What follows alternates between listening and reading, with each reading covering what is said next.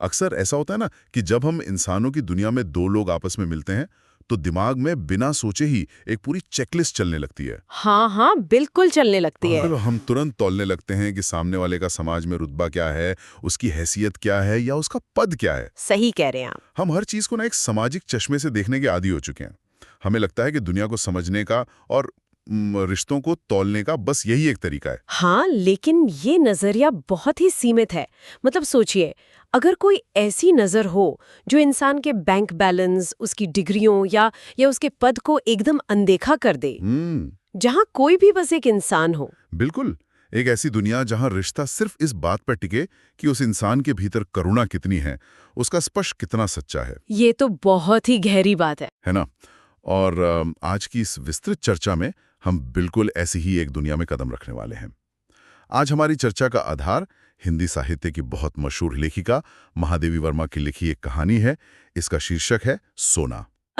ये कहानी वैसे तो कक्षा 7 की एक पाठ्य पुस्तक का हिस्सा है, लेकिन इसके भीतर जो दर्शन छिपा है ना, वो सच में किसी को भी अंदर तक झकझोर सकता है।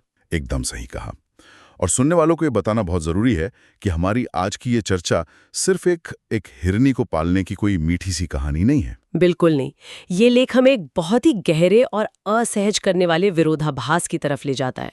हाँ, मतलब एक तरफ तो वो इंसान है जो सिर्फ अपने मजे के लिए मौत और विनाश लाता है, और दूसरी तरफ एक ऐसा बेजुबान जानवर है जिसका निश्चल प्यार इंसान के बनाए हर रुतबे से बहुत ऊपर है। और यही विरोधाभास इस विषय को इतना दिलचस्प बनाता है। तो इस कहानी की शुरुआत होती है एक खत से। लेखिका महादेवी वर्मा को एक पत्र मिलता है। हाँ, वो खत डॉक्टर धीरेंद्रनाथ बसु की पोती सुष्मिता ने लिखा था। राइट। सुष्मिता के पास एक छोटा सा नवजात हिरन का बच्चा था।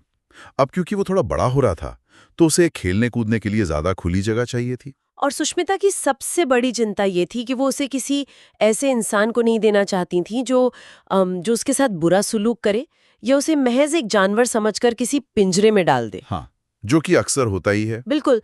यहाँ पर ना एक पृष्ठभूमि समझना बहुत जरूरी है। महादेवी वर्मा जी पशु पक्षियों से बहुत प्यार करती थी। उनका घर तो एक तरह से अनाथ जानवरों का आश्रम बन गया था। लेकिन उन्होंने तो कुछ साल पहले ही तय कर लिया था ना कि वो अब कोई हिरन नहीं पालेंगी। हाँ, क्योंकि जंगली जीवों को इंसानी माहौल में पालना बहुत ही पीड़ादायक अनुभव हो सकता है। लेकिन सुष्मिता की इस गुजारिश के आगे और उस छोटे से कोमल जीव की जान बचाने के लिए उन्हें अपना ही नियम तोड़ना पड़ा। और बस सोना नाम की ये सुनहरी हिरनी उनके जीवन में आ गई। लेकिन सोना इंसानों के बीच आई कैसे? जब मैंने ये पढ़ा तो मेरे रोंगटे खड़े हो गए। सच में वो कोई खुशी का मौका नहीं था। उसके पीछे एक बहुत ही भयानक और हिंसक अतीत था। मतलब स्रोत में जो दृश्य बताया गया ना, वो एकदम विचलित कर देता है। एक शांत जंगल है और अचानक शिकारियों की आहट होती है। गोलियों की आवाज से घबराकर हिरनों का झुंड जान बचाकर भागता है। लेकिन सोना की मां भाग नहीं पाती। हाँ, क्योंकि उसके पास एकदम नवजात बच्चा था जो भाग नहीं सकता था। तो अपनी जान बचाने के बजाय उस मां ने अपने उस बच्चे को बचाने के लिए खुद को एक ढाल बना लिया। और शिकारियों की गोली खाकर अपनी जान दे दी। ये सोचकर ही दिल दहल जाता है। बिल्कुल। जानवरों के इस बर्ताव के पीछे का ना मनोविज्ञान और जीव विज्ञान बहुत गहरा है। एक हिरन जो कि प्रे एनिमल है, मतलब जिसका शिकार होता है, उसकी सबसे पहली प्राकृतिक प्रवृत्ति होती है खतरा देखते ही भागना। सर्वाइवल इंस्टिंक्ट है ना? हाँ, एकदम बेसिक सर्वाइवल इंस्टिंक्ट। लेकिन यहाँ मातृत्व की भावना उस बुनियादी प्रवृत्ति पर हावी हो गई।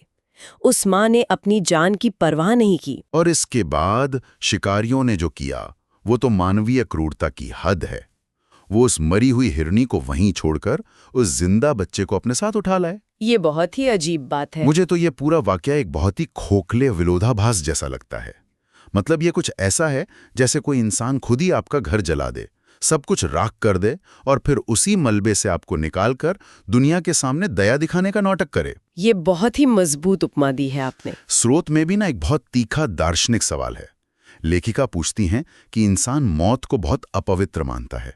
वो मौत से इतना डरता है कि उसे अपने सबसे करीबी इंसान का शव भी डरावना लगने लगता है। हाँ, ये तो है। तो फिर जो इंसान मौत से इतना घबराता है, वो खुद जंगलों में मौत बांटते हुए क्यों घूमता है? यही महादेवी वर्मा की लेखनी की सबसे बड़ी ताकत है। उन्होंने इस मानसिकता का बहुत ही बारीक विश्लेषण किया है। कहानी में आता है कि कैसे हवा में उड़ते हुए गाते हुए सुंदर पक्षियों पर इंसान बिना किसी जरूरत के बंदूक तान देता है, सिर्फ अपने शौक के लिए। बिल्कुल। वो पक्षी जो वीणा और वंशी जैसी मीठी आवाजें निकालते हैं, वो अचानक एक झटके में मिट्टी के ढेले की तरह जमीन पर आ गिरते हैं। किसी की चोंच टूट जाती है, किसी के पंख खून से सन जाते हैं। हाँ, और उस खून से लथपथ शरीर में कोई सौंदर्य नहीं बचता। वो एक विभत्स दृश्य होता है। फिर भी उसे मारने वाला इंसान अपनी इस कामयाबी पर खुशी से नाचने लगता है। ये सच में सोचने पे मजबूर कर देता है। इंसान खुद को विकास क्रम में सबसे श्रेष्ठ मानता है, सबसे बुद्धिमान प्राणी। फिर भी उसे निर्दोष जानवरों को मारने की इस विनाश लीला में इतना मजा क्यों आता है? जब उसे भूख नहीं है, कोई खतरा नहीं है, फिर भी वो एक सुंदर जीव को मारकर गर्व क्यों महसूस करता है? इसका जवाब ना इंसान के भीतर छिपे एक आदिम अहंकार और ताकत के दिखावे में छिपा है। महादेवी जी लिखती हैं कि पशु जगत में हिरन से ज्यादा सुंदर और निर्दोष पशु शायद ही कोई हो। स्रोत में हिरण की आंखों को करुणा की चित्रलिपि भी तो कहा गया है ना? हाँ बिल्कुल, मतलब उसकी आंखों को देखकर ऐसा लगता है जैसे किसी ने करुणा और दया को किसी लिपि या स्क्रिप्ट में लिख दिया हो। अरे वाह! फिर भी ये सजीव सौंदर्य इंसान का मन नहीं बहला पाता। इंसान को विनाश की तरफ एक अजीब सा आकर्षण है। और सोना भी इसी क्रूर मनोरंजन का शिकार होकर अपनी माँ से दूर इंसानों की इस भीड़ में आ गिरी थी। तो एक तरफ तो वो क्रूर दुनिया है जहाँ उसकी माँ को मारा गया, और दूसरी तरफ लेखिका का वो आंगन जहाँ सोना को पाला गया, जो कि बिल्कुल आसान नहीं था। बिल्कुल नहीं। जब सोना लेखिका के पास लाई गई तो वो इतनी छोटी थी कि अपनी शिशु अवस्था में ही थी। उसे पालना किसी तपस्या से कम नहीं था। शुरुआत में उसे गाय का दूध पिलाया गया, ग्लूकोज दिया गया। हाँ, फिर बकरी का दूध भी मंगाया गया। ये एक बहुत ही व्यवहारिक समस्या थी, क्योंकि उसका मुंह इतना छोटा और नाजुक था कि दूध की शीशी का सामान्य निप्पल ही उसके मुंह में नहीं आता था। और उसे दूध पीना भी नहीं आता था, है ना? हाँ, क्योंकि उसने तो अपनी माँ का दूध पीना भी ठीक से नहीं सीखा था। लेकिन धीरे धीरे बहुत ही सब्र के साथ उसे शीशी से पीना सिखाया गया, और जैसे जैसे वो बड़ी हुई उसका रूप रंग एकदम निखरने लगा। स्रोत में उसके रूप का बहुत ही सजीव चित्रण है। उसका वो सुनहरे रंग के रेशमी लच्छों जैसा शरीर और वो बड़ी बड़ी पानीदार आंखें, जिन्हें देखकर लगता था मानो अभी उनमें से करुणा छलक पड़ेगी। और उसकी वो पतली सुडौल टांगें जिनमें बिजली जैसी फुर्ती थी। इसी सुनहरे रंग की वजह से तो उसे सोना, सुवर्ण और स्वर्णलेखा जैसा नाम मिले थे। हाँ, और फिर शुरू होती है हॉस्टल में उसकी दिलचस्प दिनचर्या। वो वहां रहने वाले सभी विद्यार्थियों की चहेती बन गई थी। जब वो दूध और भीगे चने खाकर मैदान में कुलांचे भरती थी तो ऐसा लगता था जैसे सारा हॉस्टल बस उसी के इर्द गिर्द घूम रहा हो। और उसकी खाने की आदतें भी बड़ी अनोखी थीं। उसे कच्ची सब्जियां बहुत पसंद थीं, लेकिन इंसानों वाले बिस्कुट और मिठाइयां उसे कुछ खास पसंद नहीं आते थे। उसकी दिनचर्या तो किसी अनुशासित विद्यार्थी जैसी हो गई थी ना। टेंट कर रही हो। और छोटे बच्चों के साथ तो उसका रिश्ता एकदम जादुई था। हाँ, स्रोत में जिक्र आता है कि बच्चे एक लाइन में खड़े होके उसे सोना सोना पुकारते थे, और वो उनके सिर के ऊपर से छलांग लगाकर एक तरफ से दूसरी तरफ कूदती थी। ये तो किसी सर्कस के खेल जैसा था जो घंटों चलता था। बच्चे तालियां बजाते रहते थे। और लेखिका के प्रति उसका प्यार जताने का तरीका तो और भी अनोखा था। कभी साड़ी का पल्लू चबाने लगना, तो कभी पीछे चुपचाप खड़े होकर उनकी चोटी चबा डालना। ये बहुत ही प्यारी छवि है। मुझे तो ये बिल्कुल किसी छोटे बच्चे की तरह लगता है जिसे पर्सनल स्पेस का कोई अंदाजा ही नहीं होता। उसके लिए लेखिका कोई बहुत बड़ी प्रिंसिपल या गुरुजी नहीं थी, बस एक स्नेह करने वाला इंसान थी। बिल्कुल, जहां वो खुद को सुरक्षित महसूस करती थी। और यहीं से मेरे मन में एक सवाल आता है जो शायद इस कहानी का सबसे दिलचस्प मनोवैज्ञानिक पहलू है। स्रोत में कुत्ते और हिरन के मनोविज्ञान की तुलना की गई है ना? हाँ, बहुत ही गहराई से तुलना की गई है। मतलब कुत्ता तो अपने मालिक का गुस्सा समझता है, डांटो तो दुबक जाता है, लेकिन सोना ऐसा क्यों नहीं करती थी? क्या हिरन में ये हायरार्की या पदानुक्रम समझने की क्षमता ही नहीं होती? ये बहुत ही शानदार सवाल है। अगर हम इसके विज्ञान को समझें तो एक कुत्ता हजारों सालों से इंसानों के साथ रहने के लिए डोमेस्टिकेट किया गया है। वो भेड़ियों का वंशज है जो झुंड में रहते हैं, जहां एक अल्फा यानी लीडर होता है। अच्छा, तो कुत्ता ये स्वामी और सेवक वाला अंतर जन्म से समझता है। बिल्कुल, वो मालिक के गुस्से से डरता है। प्यार से बुलाओ तो दुम हिलाकर पास आएगा, लेकिन गुस्सा करो तो डर कर दुबक जाएगा, क्योंकि उसे लगता है कि उसका अल्फा नाराज है। लेकिन हिरन की दुनिया ऐसी नहीं होती है ना। एकदम नहीं। हिरन ये क्रोध या मालिक होने का अंतर नहीं जानता। वो एक जंगली जीव है जिसके लिए दुनिया में सिर्फ दो ही चीजें हैं, एक जो सुरक्षित है और दूसरा जो खतरनाक है। समझ गया। इसीलिए एक हिरन का अपने पालने वाले से नौकर की तरह डरना बहुत मुश्किल है। लेखिका बताती हैं कि अगर सोना पर गुस्सा किया जाता तो वो डर कर भागने के बजाय वहीं खड़ी रहती और अपनी बड़ी बड़ी आंखों से हैरानी से लेखिका को देखती रहती, जैसे वो मासूमियत से पूछ रही हो कि अरे क्या हुआ, ये तुम क्या कर रही हो। सही कहा। उसे केवल निश्चल प्यार की भाषा समझ आती थी। उसके लिए मालिक या नौकर जैसा कोई शब्द था ही नहीं। वो बस प्रेम का उत्तर प्रेम से देती थी। यानी वो बस प्यार को प्यार की तरह देखती थी, उसमें कोई डर या स्वार्थ की मिलावट नहीं थी। ये सच में इंसानों को अपने ही रिश्तों के बारे में सोचने पर मजबूर करता है।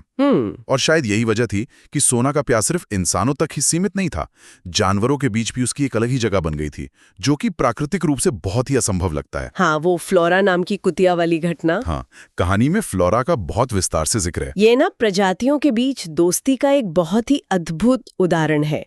फ्लोरा ने लेखिका के घर में एक अंधेरी कोठरी में 4 पिल्लों को जन्म दिया था। और हम सब जानते हैं कि जब कोई जानवर मां बनती है तो वो अपने बच्चों को लेकर बहुत सतर्क और आक्रामक हो जाता है। बिल्कुल, फ्लोरा भी वैसे ही थी। वो अपने बच्चों के पास हेमंत और वसंत जैसे दूसरे कुत्तों को फटकने तक नहीं देती थी, उन पर गुर्राती थी। लेकिन सोना के मामले में स्थिति बिल्कुल उलट थी ना। एकदम उलट। कहानी बताती है कि फ्लोरा अपने नवजात बच्चों को सोना की निगरानी में छोड़कर पूरी तरह से निश्चिंत होकर बाहर घूमने या खाना खाने चली जाती थी। ये कोई छोटी बात नहीं है। 2 बिल्कुल अलग प्रजातियां, एक कुत्ता जो शिकारी हो सकता है और एक हिरण जो उसका शिकार हो सकता है। फिर भी फ्लोरा को सोना पर इतना गहरा भरोसा था। जानवरों की दुनिया में इतना अगाध विश्वास कैसे पैदा होता है, ये सोचने वाली बात है। सच में। फिर इंसानों की तरह मुखौटे नहीं पहनते ना, वो नीयत को महसूस करते हैं। फ्लोरा जानती थी कि सोना के भीतर हिंसा का कोई नामो निशान नहीं है।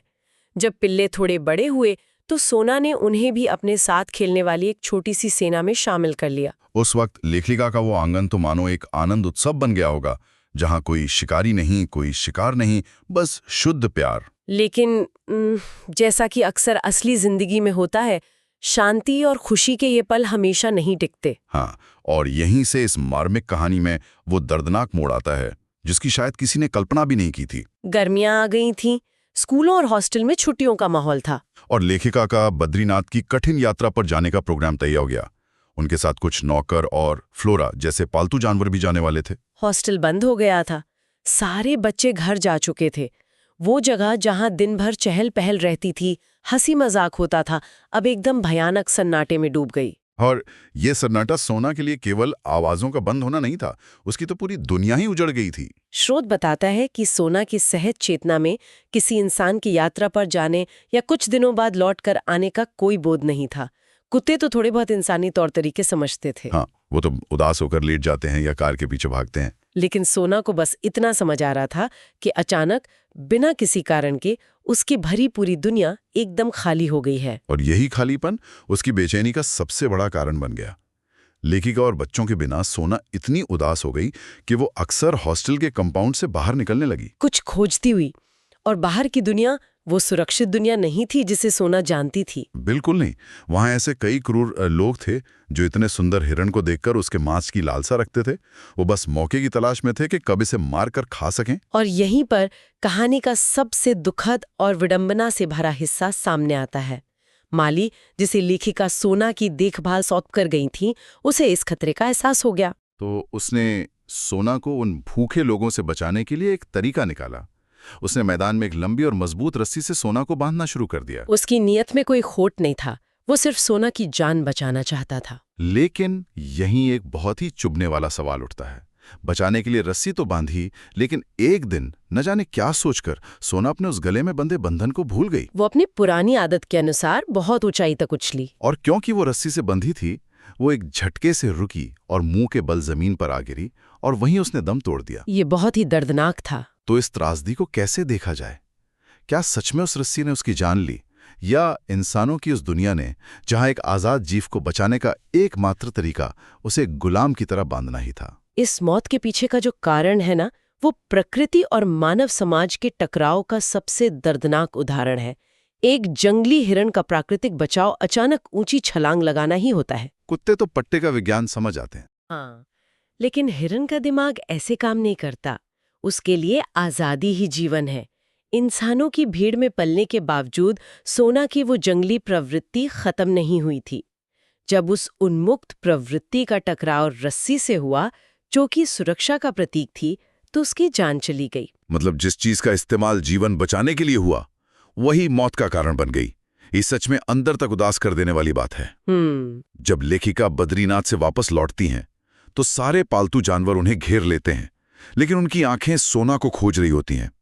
जब वो माली से पूछती हैं, तो वो कुछ बोल नहीं पाता, बस उसकी आंखों से आंसू बहने लगते हैं। लेखिका को बिना शब्दों के ही वो दुखद खबर मिल जाती है। अंत में सोना के शरीर को दफनाने के बजाय गंगा की तेज धार में प्रवाहित कर दिया जाता है। किसी जंगल में जन्मी और इंसानों की भीड़ में पली सोना की कथा का इसी तरह गंगा की लहरों में अंत हो जाता है। इस पूरी गहन चर्चा से जो एक बात सबसे ज्यादा मुखर होकर सामने आती है, वो ये है कि ये कहानी महज एक हिरन की मौत का ब्यौरा नहीं है। ये हमारे और प्रकृति के बीच के उस टूटे हुए रिश्ते का आईना है, जिसे हम शायद अपने अहंकार में देखना ही नहीं चाहते। हाँ, सोना ने कभी नहीं देखा कि कौन विद्यार्थी है, कौन चपरासी है या कौन मालकिन है। उसने इंसानियत को डिग्रियों से नहीं परखा। उसने सिर्फ उस भावना को पहचाना, उस शुद्ध नियत को पहचाना जिसने उसे प्यार दिया। बिल्कुल। और इसी विचार से जुड़ा एक बहुत ही गहरा सवाल मेरे मन में आ रहा है। इस कहानी को समझने के बाद इंसान खुद को इस पूरी धरती की सबसे एडवांस्ड प्रजाति मानता है ना? हाँ, बिल्कुल मानता है। हमने बड़े बड़े शहर बना लिए, हम तकनीक में इतना आगे निकल गए, लेकिन दूसरी तरफ एक हिरन और एक कुत्ता, फ्लोरा और सोना, जो कि प्राकृतिक दुश्मन हो सकते हैं, वो अपनी पैदाइशी प्रवृत्तियों को पीछे छोड़कर एक दूसरे पर बिना शर्त भरोसा कर लेते हैं, शांति से एक ही आंगन में रह लेते हैं। और इंसान, दुनिया का सबसे बुद्धिमान प्राणी, आज भी अपनी ही बनाई दुनिया में प्रकृति के साथ शांति से नहीं रह पा रहा है। उसे एक मासूम हिरन को अपने ही जैसे दूसरे इंसानों से बचाने के लिए उसे रस्सी से बांधना पड़ता है। ये सच में बहुत बड़ी विडंबना है। तो सुनने वालों के लिए जाते जाते एक विचार छोड़ना चाहूंगा, क्या सचमुच इंसान इस धरती का सबसे उन्नत प्राणी है, या फिर आज हमें इन मूक जानवरों से इंसानियत, भरोसे और बिना शर्त प्यार करने का कोई बहुत बुनियादी पाठ सीखने की जरूरत है? बहुत ही विचारोत्तेजक सवाल है ये। हमें उस पारदर्शी नजर की जरूरत है जो सिर्फ भीतर के इंसान को टटोलती है, रुतबे को नहीं। सोना की वो बड़ी बड़ी पानीदार आंखें उम्र भर उसी नजर से इस इंसानी दुनिया को देखती रहीं। तो शायद हमें भी कभी कभी अपना अहंकार का चश्मा उतारकर दुनिया को उसी निश्चल नजर से देखने की कोशिश करनी चाहिए। बिल्कुल सही कहा आपने। आज की इस गहराई से की गई चर्चा में बस इतना ही। इस सवाल पर विचार जरूर कीजिएगा। फिर मिलेंगे एक नए विषय और एक नई चर्चा के साथ।